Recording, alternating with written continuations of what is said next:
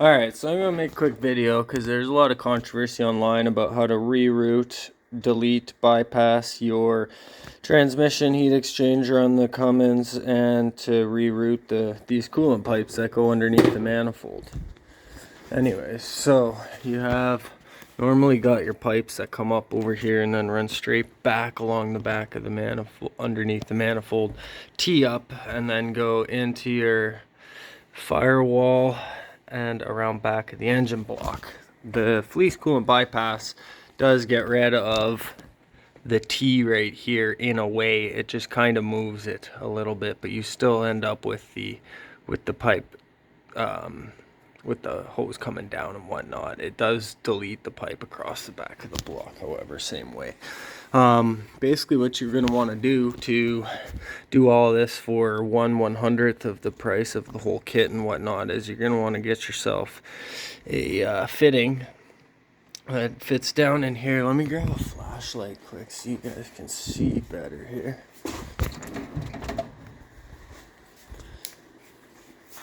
Okay, so normally you'd have your line that comes off right here and comes straight up, hard line coupled, and it comes up over into here and makes a big mess of this whole area. You're going to want to get yourself a 3/4 inch street 90, which is this brass piece right here, and that's going to screw into this piece right down here. You're going to need a 5/8 inch barb to a 3/4 inch thread to screw into the 3/4 inch 90. The hose that you're going to want to get is any high temp 5/8 heater hose to plug into that. And I like to run that up along the inside of the fender well here so it's nice and tucked up out of the way. And then on the little pipe that you remove, the T that comes up right here, that comes down, this runs along the firewall, and there's a little 90 on this. A lot of guys use this hose here and they cut it and make do and they don't remove the hose off the firewall. Myself, I removed the hose off of the firewall completely, installed that little 90 back there, and then just used a 5/8 inch brass barb to connect the two of them together. So it's a bit cleaner, it looks a little bit nicer, and now you can definitely tell. Fucking stupid zoom. Now you can definitely tell it's like tucked up a little more and a little bit nicer along the back there. So that takes care of all the stuff on the turbo or the passenger side, and you will have a pipe left sitting right back here attached to this. You'll have to undo a 13 mil bolt right there, and that pipe runs along across the back top of your transmission there. That's going to run over to here, and it's going to connect right there where you can see that nipple here. I'll get you a better look at it in here.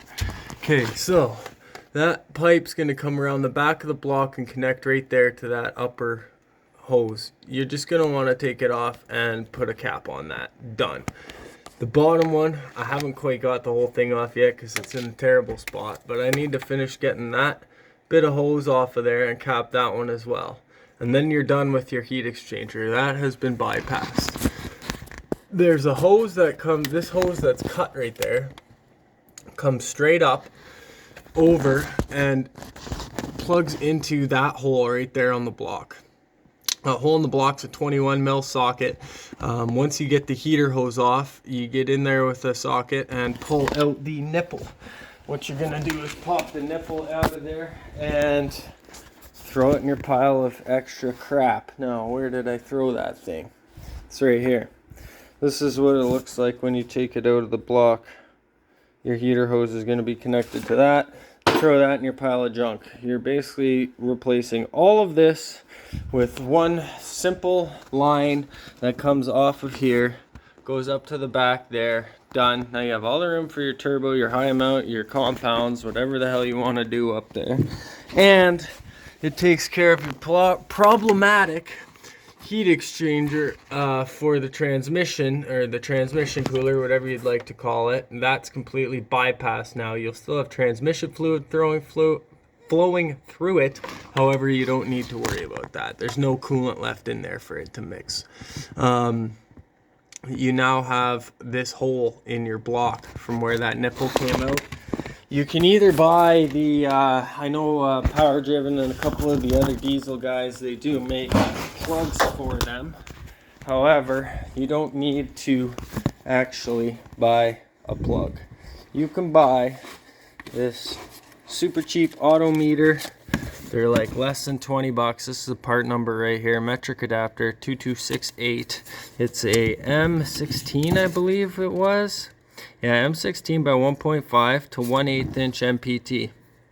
I use oil and gas PTFE tape on these guys just to seal up the threads a little more. Same with the Street 90 down here as well. I also put a little bit of PTFE oil and gas tape on those threads just to help seal them up a little bit more. And then you're gonna get yourself a 1/8 inch MPT plug. I had a ugly one laying around. Yeah, if you want, you can use like the fancy kind of Allen head ones. Either or, whatever works for you. Seal that up, plug that up, thread this into the hole in the block down there on the other side, just under here where you pulled that nipple out. And yeah, you're completely done. That goes in there. You're gonna have transmission fluid flowing from your transmission cooler to the heat exchanger back there. The heat exchanger is doing nothing but basically transferring your transmission fluid now. Later on in life, you can easily replace all of that with a couple of AN lines and clean all that up, and that takes care of everything. Your heater hose on the other side, so you'll still have heat to the cab. And you've basically now created a $30-some fleece coolant bypass kit, except you don't have the actual coolant bypass going to the back of the block. You've just done all the extra stuff. And then, in my opinion, this works out a lot better because the fleece kit and any of the other coolant bypass kits, you're still going to end up with the hard line up to here. It's going to still have a coupler here. You're still going to have a hose running along the back underneath your manifold there, and a bunch of crap in your way. Not to mention, all these hoses, like this is the one off the back of the block, quite rusty. My other ones have been painted in the last year or so, so they look a little bit better. But I mean, all these hoses fail. All these couplers are known to fail. I've already replaced a couple with some OEM Dodge ones before. Most ears are going to look like this. This is blue, but they look like junk after a while. And yeah, you're basically getting rid of a whole lot of joints, a whole lot of connections, and you have more than enough 5/8 clamps and stuff in there. So again, all you need to do all this is a 3/4 inch by 3/4 inch Street 90, 3/4 to 5/8 inch barb fitting to screw into that. A good length, I'd say 6 or 7 feet of the high temp Goodyear. Well, this is the high temp Goodyear heater hose in 5/8. You can use any 5/8 heater hose, but some good high temp stuff. And then the auto meter plug 2268 along with an MPT plug. That little handful of stuff and you're done.